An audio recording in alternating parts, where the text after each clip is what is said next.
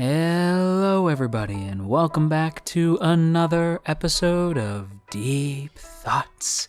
And today we are talking about Fire Force Episode 4, The Hero and the Princess. Although that said, if this princess were in another castle, I wouldn't exactly bother. So as a heads up, before we start, I do want to let you guys know that if you want to see your name shouted out in the next Fire Force video, then you go ahead and share the video around on the internet and then tag me at JoJo Talks Too Much over on Twitter, and I will shout you out right here next week. But enough about some shameless promotion, how about we go ahead and jump into this week's episode, shall we? So, I think you guys know by now that I am sort of a sucker for background art. I love background art. Background art is just, it just makes the world feel more lived in. I really like seeing sort of like the setting itself come to life. It makes the world, not even the world, just the story itself feel more grand, since it feels like the characters don't just like begin and end. Like the world doesn't begin and end when the characters start talking to each other, you know what I mean? And I never really noticed, or I did notice, but I don't know if I've ever directly called it out, that Fire Force is up there between maybe like Given as one having some of my favorite background art this season. I do think we'll see some better, or not better, but some equally solid background art from something like Vinland Saga, which is ironic since those three are basically my top 3 shows of the season now. And background art, I'm a sucker for it. It's really solid here. And we even get some pretty solid character art for the new character, namely the princess herself, Hibana, Princess Hibana, Captain of the Fifth. And I guess we could start with my bad thought on this bad thought. But sorry, that was cruel. Actually, I shouldn't have said that. Yeah, if I can criticize anything about the episode, it'd be that Hibana is. I have a feeling that folks are probably gonna like this character quite a bit. For me personally, I just didn't really see much going on with her. She's sort of a one-trick pony, like sort of just one note. Her whole pun is that she, you know the phrase like "step on me"? You've probably heard me say it like jokingly about characters, like, "Oh man, I'd let Maki I would let Maki knock me out, or I'd let Maki step on me, or I'd let Obi step on me." Hibana took that very literally and refers to everybody below her in terms of the totem pole in the Fire Force as gravel, which is neat. I do think that there's character to be found here, but that's about it. Her design is neat. I'm not really.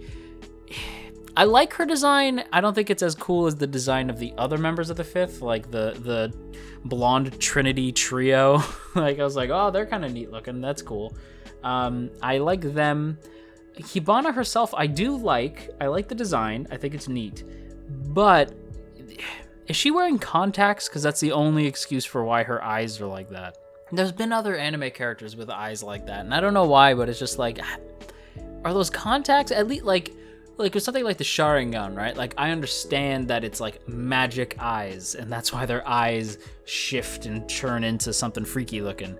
With Hibana, like, is that part of her power? Why are her eyes like that? I know that's like a weird nitpick, but like, why are her eyes like that? I'm not knocking it. I think it looks cool, and it further serves her character. I'm just like, why? But surprise, surprise, that's basically my only real negative thought on the episode. The rest of the friggin' episode is like solid stuff. We find out a little bit more like lore stuff. We do find out that that Joker, our buddy Joker, was actually using infernal ashes, which is, I mean, like we knew that, but they didn't. So like the gang found out like, oh, it's infernal ashes, and like when they brought it up, it was only when Obi brought it up that I was like, oh yeah, that is twisted. Like that is really messed up. Because like at first when they're like, yeah, it's infernal ashes, ha ha ha, like the villains are talking about it, I'm like, yeah, cool, right on, yeah, that makes sense. But when Obi said it, it's people's ashes that turned into monsters. Like you can't, like we said, let them. Like, can we not let them rest in peace? Joker's got to bring them back up and use them as ammo. Like that's kind of twisted, man. That's really messed up. And speaking of messed up, apparently Miyamoto-san lost his damn mind and went on a killing spree. I knew that all those days at Nintendo would eventually wear him down. Why, Shigeru? Why? You made such excellent games and we're talking about a different Miyamoto. Okay, I'm sorry. I'm sorry, I know that's such a nerdy, dumb pun, but like as soon as they said like, oh, the firefighter's name is Miyamoto, and I was like, Miyamoto? No way! What a crazy cameo. Also, this Miyamoto is bald. So I guess you could say that this Miyamoto is like if Shigeru Miyamoto and the protagonist from Devil's Third did like a fusion dance and then, you know, went infernal. And this is where I get to once again talk about the art in the show, because the infernal design is really dope. Now, it's not gonna knock your socks off or anything. It's not the most like amazing thing ever. It's just a solid basic design that's striking and is really cool. You don't need to get like overly complicated with character design or monster design in this case. You can just have it be simple yet striking. And Miyamoto, once he goes full infernal, oh my goodness, full infernal, it's really striking. It looks really dope, and I'm really impressed with the way that David Pro kind of made him move and like design, like the way that the flames on the top of his head move like with such. It looks like hair, but you know that it's flames, and the way it moves is just really dope looking. I really appreciated that. Also, the bromance continues. I do not ship these two, but they are a solid bromance. Arthur is clearly the Chunibyo of the season, and poor Shinra's just already done with this. Shinra, man. Shinra was on fire in this episode. I didn't even mean to make that pun. That just sort of happened, but I'm okay with that. But yeah, Shinra was friggin' awesome this week. Shinra is growing on me as one of my favorite protagonists, since like he's not perfect and he has flaws, but they kind of make him more fun. Like he is a bit of a perv, but it's real low key, and I appreciate that. And he's also just like hellbent on being a hero, but you also know that some part of him maybe is like the way the world sees him as this devil. He almost like, it not feeds into that, but like when he's in action being a hero, you can see why people would mistake him for a devil, the way he smirks, the way he like poses himself. There's this one shot that I'm sure I'm using as the screenshot while I'm talking about this, and it is friggin' cool looking, but it's also demonic looking. And I don't know if my boy would appreciate being called demonic looking. I know he wants to be a hero and everything, but hey man, Ghost Rider's a hero and he's demonic looking. You can be both. The fight scene too. The fight scene was absolutely dope. Brilliant use of CGI in that, by the way. The car was CGI, but you don't really notice until it actually hits the ground.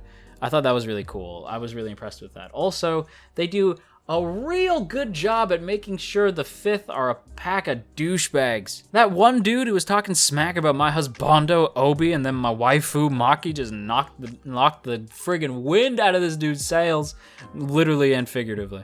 Yeah, man, the fifths suck, but they also do show that there is a lot of corruption going on in the Fire Force. It's a good thing that the eighth are even around at all. And yeah, like for anybody who's like, oh, maybe the eighth are over-exaggerating. Nah, the fifth just proved. The Fire Force, there's a lot of corruption going on there, man. There's a lot that needs fixing. Also, 11 Yan was in this episode. That was awesome. With that said, everybody, I'm going to wrap up my thoughts by giving this week's episode a respectable grade of A. I almost gave it an A-, but I remembered that I also found the direction to be kind of neat. I know some people are probably going to be thrown off by the direction in this episode, since it, like, the way that they move the plot, like, it sort of, like, opened with the scene towards the middle of the story, and then later on, like, I know people are probably going to disagree with me on this, but I kind of dug the way that the story jumped around a little bit. It never got too confusing, and the whole motif with the balloon was kind of neat. I don't know, I liked it. It gets an A. But hey, before we go, as always, I have to give a big shout out to the good folks over on Patreon, namely those in the Earl Grey tier: Calvin Atkinson, Crowbar of Irony, Dominic, Urza, No For Nothing, Maria Teresa, Mirth Mouser, Nye, Omner Garamond, Opinionated Slime, Cell, Shadow Creative, Sipco Games, Somastan, Tristan, and Veridin. Thank you guys so much for your continued support over on Patreon. If you too want to join us over there, check out the exclusive Discord. Be sure to check out the first link in the description.